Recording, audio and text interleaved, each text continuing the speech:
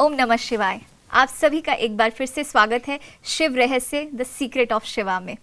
जब हम महाशिवरात्रि की बात करते हैं तो हम पार्वती जी को कैसे भूल सकते हैं।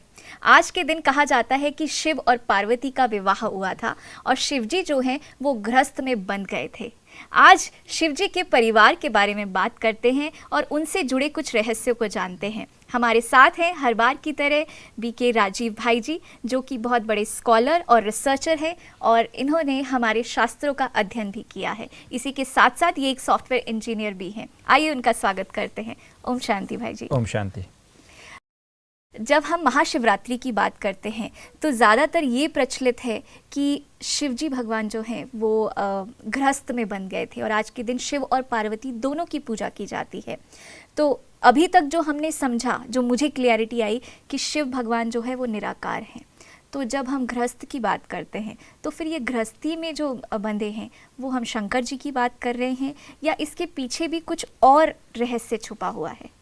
नहीं, बहुत ही बढ़िया प्रश्न है आपका। और ये प्रश्न जब हम शिवरात्रि के संदर्भ में कहते हैं तो पाते हैं कि शिवरात्रि, पहली बात तो ये है कि केवल ये 12 घंटे की रात्रि नहीं है जी। कई बार लोग जागरण भी करते हैं। शिवरात्रि उस अंधकार में रात्रि का प्रतीक है कि जब संसार में पूरा अंधेरा छा जाता है, अज्ञान का अंधेरा, और ऐसे समय पर परमपिता परमात्मा शिव अवतरित होते हैं और आत्माओं को इन दुर्गुणों से मुक्त करते हैं। तो इसकी यादगार में शिवरात्रि मनाया जाता है। पर कई लोग ये भी मानते हैं कि शिव और पार्वती का विवाह हुआ था। अगर उस एंगल से हम देखें तो कहीं ना कहीं ये भी देखते हैं कि आत्मा और परमात्मा का मिलन होता है। और जो आत्माएं शिव पे बलिहार जाती हैं, शिव के व्रत के लिए तपस्या करती हैं जी, वो उस प्रकार से शिव की अर्धांगिनी शिव शक्ति बनती हैं। तो मतलब जो पार्वती है वो हम हो गए, जो भक्त जन है या जो भगवान से प्रेम करते हैं, शिव जी की आराधना करते हैं, हम पार्वती हो गए, हम भगवान से मिलन। आत्मा रूपी पार्वती शिव पर बलिहार जाती है। इस बात को समझना बहुत ही जरूरी है। सभी आत्माएं नहीं, वो आत्माएं जो बलिहार जाती हैं। इसलिए आपने देखा होगा कि शिव की बारात में ना हर प्रकार के लोग दिखाए गए हैं, जो इस बात का सूचक है कि जब परमपिता परमात्मा शिव इस धरा पर अवतरित होते हैं तो कुछ आत्माएं तो अपना संस्कार परिवर्तन कर लेती हैं और कुछ के संस्कार नहीं बदलते हैं। तो हर प्रकार के लोग जो है ना उस शिव की बारात में भी जाते हैं। तो सारे शिव की बारात कहीं ना कहीं बहुत सूक्ष्म अलंकारिक अर्थों से भरी पड़ी है। बट हम शिवरात्रि की बात करें तो शिवरात्रि कहीं ना कहीं मूलतः परमात्मा का जन्मदिन शिव जयंती के रूप में ज्यादातर मनाई जाती है। कि ये जो है ये भगवान के अवतरण का दिन है। अवतरण का है क्योंकि देखिए शिव जो है अजन्मा है जी, और शिव ही ऐसे एक बताते हैं कि इष्ट हैं जिनके कोई माता पिता नहीं है। तो जब शिव जो है वो फिर धरती पर कैसे आते हैं? बिल्कुल सही बात है कि कोई भी निराकार माध्यम सीधा ऐसे प्रकट नहीं होगी, कोई ना कोई साकार तन का आधार लेगी। और इसलिए शिव की सवारी नंदी कहें या ब्रह्मा कहें, एक साधारण तन में कहीं ना कहीं शिव जो है प्रविष्ट करते हैं।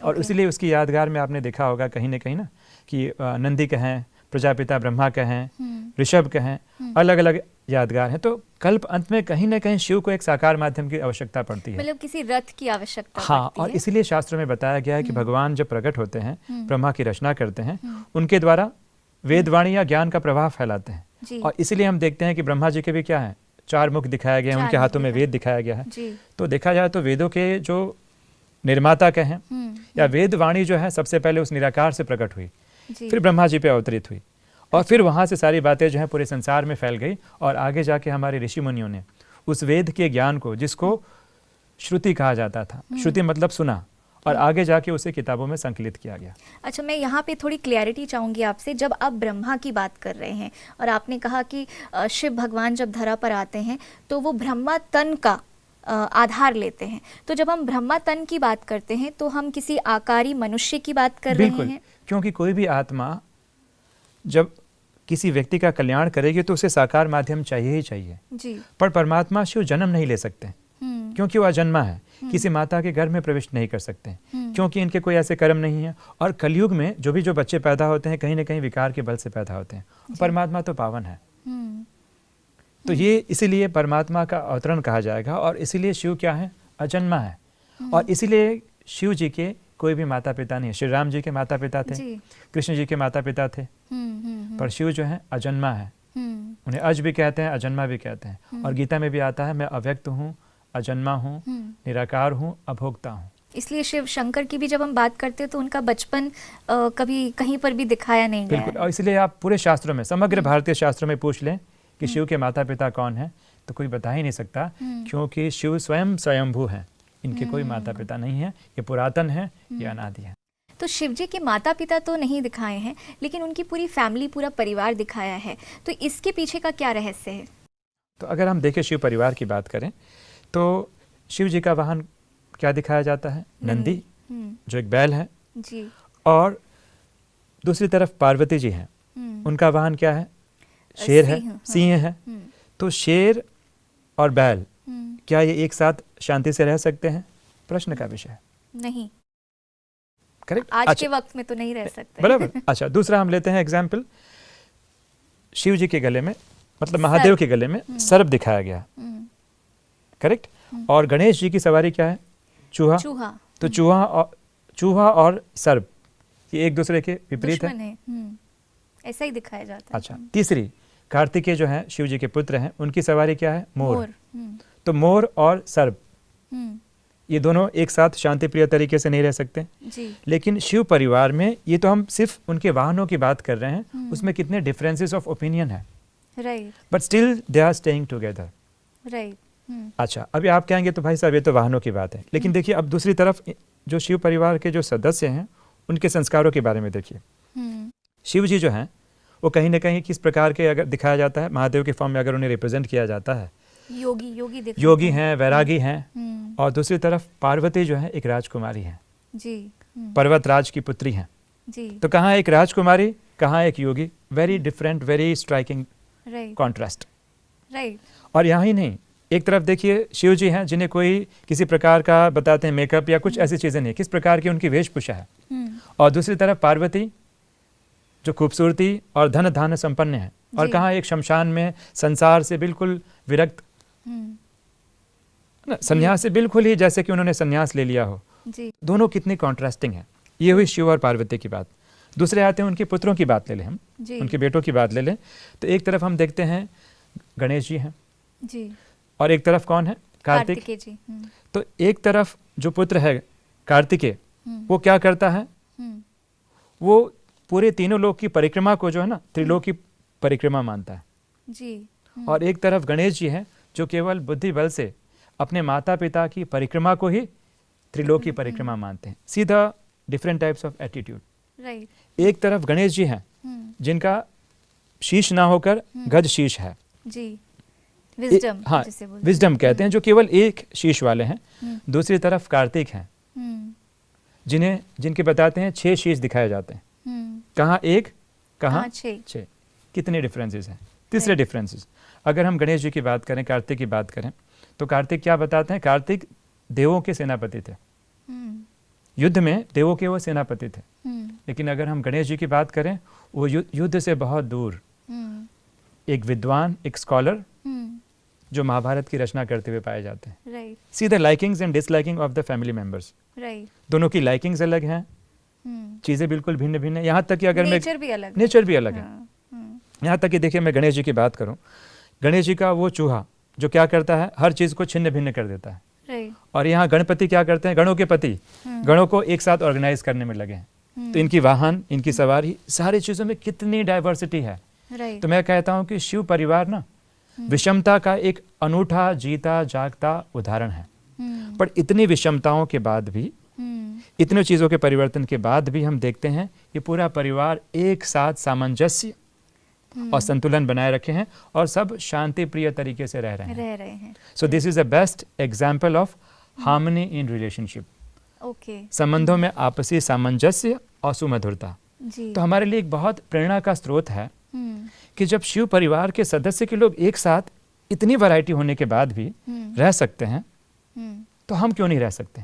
मुझे याद आ रहा है इस बात की, जब हार्मनी शब्द हमने यूज किया, हार्मनी इन रिलेशनशिप, तो हमारी जो बताते हैं दादी प्रकाश मणि जो संस्था की मुख्य संचालिका थी, वो कहते थे हार्मनी का एक अलग ही अर्थ बताती थी।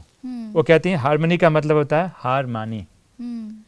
तो जहाँ संबंधों में नोक झोंक होती है, जहाँ हमारे विचार एक दूसरे से मेल नहीं खाते हैं, वहाँ पर झुक जाना, हार मानना ही एक प्रकार से हार्मनी है। जी।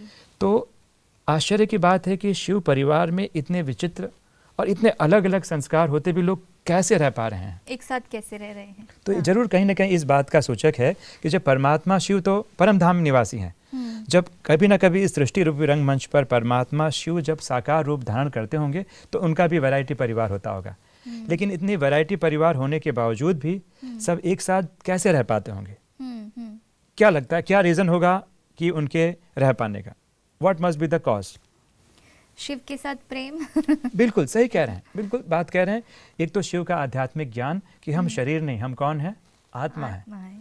तो सभी आत्माओं में समता भाव जागृत हो जाता है। हाँ, एक शरीर का भान नहीं रहता है, हम बाहर से नहीं देखते हैं, हम आत्मिक रूप से देखते हैं एक दूसरे को। इसलिए कहा गया है कि योग समत्व उच्चायते, अर्थात समता का नाम ही योग है।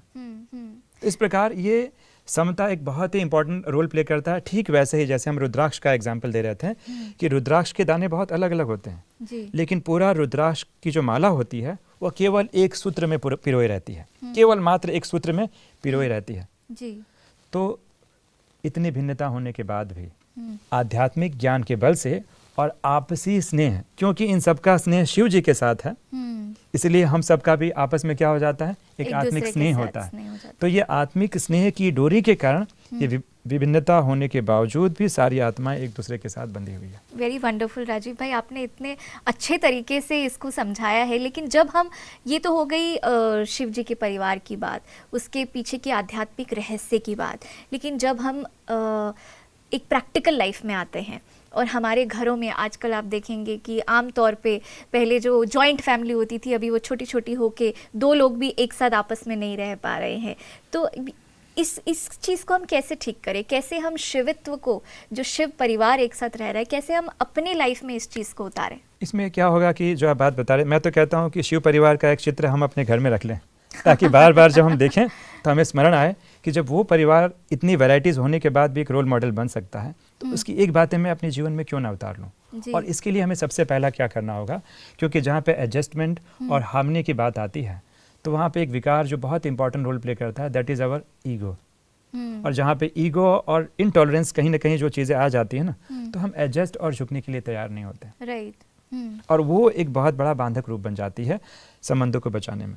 लेकिन जिसका शिव के साथ निस्वार्थ प्यार जुड़ा हुआ है ना, और अगर संबंधों में थोड़ा बहुत ऊपर नीचे आ भी जाता है ना, तो कहते हैं कि स्नेह से सहनशीलता भी आती है। सहनशीलता भी तो शिव के प्रति अगाध स्नेह ये हमारी सहनशीलता को बढ़ाएगा और ये सहनशीलता हमें विनम्र भी बनाएगी और पारिवारिक सामंजस्य को बहुत अच्छे से एक ताने बाने में जोड़ने का कार्य भी करता है। अच्छा, मान लीजिए कोई परिवार में ऐसा व्यक्ति है जो शिव जी से जुड़ा हुआ है, जो योग भी कर रहा है, जिसको इन सब चीज़ों की समझ भी है, लेकिन हर इंसान स्पिरिचुअल नहीं होता है, आध्यात्मिक नहीं होता है। तो घर में, परिवार में कोई ऐसा व्यक्ति है जो राक्षस प्रवृत्ति का है नो, और जो परेशान कर रहा है, ऐसी सिचुएशन में हम उसे साथ में लेकर कैसे चलें? ये बहुत इंटरेस्टिंग आपने सवाल पूछा। जैसे मैंने बताया, शिव जो है ना, शिव की साधना राक्षस भी करते हैं तो देवता भी करते हैं, राइट, बराबर। पर फिर भी शिव दोनों के प्रति समता भाव रख पाते हैं। तो जैसे मैंने बताया, पावर ऑफ एक्सेप्टेंस, नीलकंठ की जो हम बात बता रहे थे कि जब शिव ने ऐसे विषैले चीज को अपने गले में धारण कर लिया, कंठ में धारण कर लिया, तो हम शिव के साधक हैं, हम शिव के पुत्र हैं। तो जब मेरे पिता में वो गुण विराजमान है तो क्या उस एक्सेप्टेंस की पावर को मैं बढ़ा नहीं सकता हूँ? एक्सेप्टेंस का मतलब मैंने पहले भी बताया था, एक्सेप्टेंस का मतलब ये नहीं होता कि हार मान लेना, एक्सेप्टेंस का मतलब ये नहीं होता है झुक जाना, लेकिन इस एक्सेप्टेंस से हमारे अंदर कहीं ना कहीं जो इमोशन का प्रभाव होता है ना, वो कम हो जाता है। और हमें याद रखना चाहिए कि जब सिचुएशन इस प्रकार की हो कि जब हम सामने वाले, चाहे राक्षसी प्रवृत्ति का ही इंसान क्यों ना हो, अगर उसको हम बदल ना पाए, तो क्या चीज़ें हैं जो मेरे कंट्रोल में है, जो चेंज हो सकती है, जो मेरे कंट्रोल में है वो चेंज हो सकती है, वो है मेरा मन। शिव जी के अगर हम इतने अच्छे उपासक हैं तो शिव जी के ऊपर तो बलि चढ़ाई जाती है जी। तो जो हमारे अंदर मैंपन की, अहंकार की जो भावना जो हमने दृढ़ता से पकड़ के रखी होगी, उसका निस्वार्थ मन से अपने आप पर कहीं ना कहीं उसको निस्वार्थ मन से बलि चढ़ना होगा, शिव पे कुर्बान चढ़ना होगा।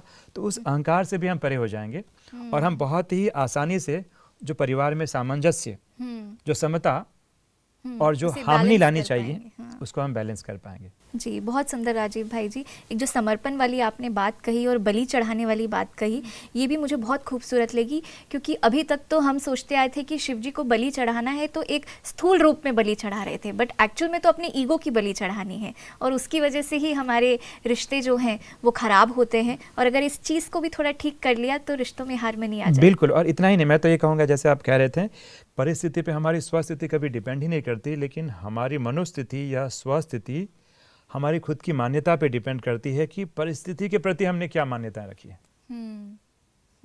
इसीलिए अब प्रॉब्लम क्या है कि मान्यताओं को हमने इतने जोर से पकड़ के रखा है। किसी भी, जिसको हम कहते हैं राक्षसी प्रवृत्ति का आदमी, हर आदमी की अपनी पॉजिटिव नेगेटिव दोनों चीज़ें होती हैं। तो ये जो मान्यताओं को हमने अपने ईगोवश जो पकड़ के रखा है ना, वो यहाँ पे प्रॉब्लम है। राइट। इसलिए हम चाहते हैं कि शिवरात्रि में हम इस अभिमान के या इस ईगो की जो हम बात कर रहे हैं, इस मैपन की बात कर रहे हैं, मैं करने वाले जो उस बकरे की बात कर रहे हैं, इसलिए यादगार में एक समय था कि नेपाल में बकरे की बलि चढ़ाई जाती थी। हाँ।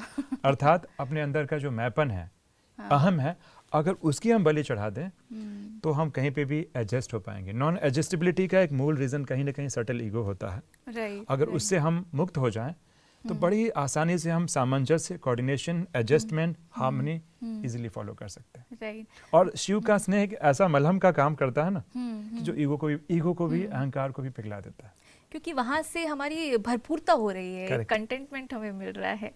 तो बहुत सुंदर बातचीत रही राजीव भाई आपसे। इतने सारे रहस्यों से आपने पर्दा उठाया जो मुझे भी नहीं पता था, और मैं खुद अचंभव में हूँ अभी कि इतनी छोटी छोटी चीज़ें हैं जो कितनी सरल हैं, लेकिन उन्हें मतलब थोड़ा कॉम्प्लिकेट कर दिया गया है देखा जाए तो। और अब मेरी जो मनस्थिति है वो थोड़ी बेटर हो गई है, थोड़ी क्लियरिटी आ गई है। तो इस बार जो महाशिवरात्रि होगी वो कुछ डिफरेंट ही होगी मुझे लगता है। आज की पूरी बातचीत के लिए आपका बहुत बहुत धन्यवाद। ओम शांति। ओम शांति।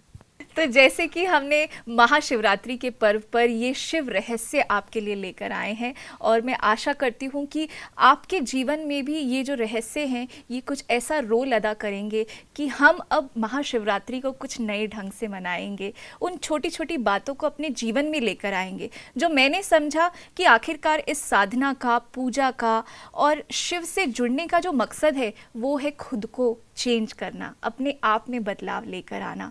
तो चलिए, महाशिवरात्रि आप सबके जीवन में ये शुभ संस्कार लेकर आए, ऐसी आशा करते हैं। ओम शांति।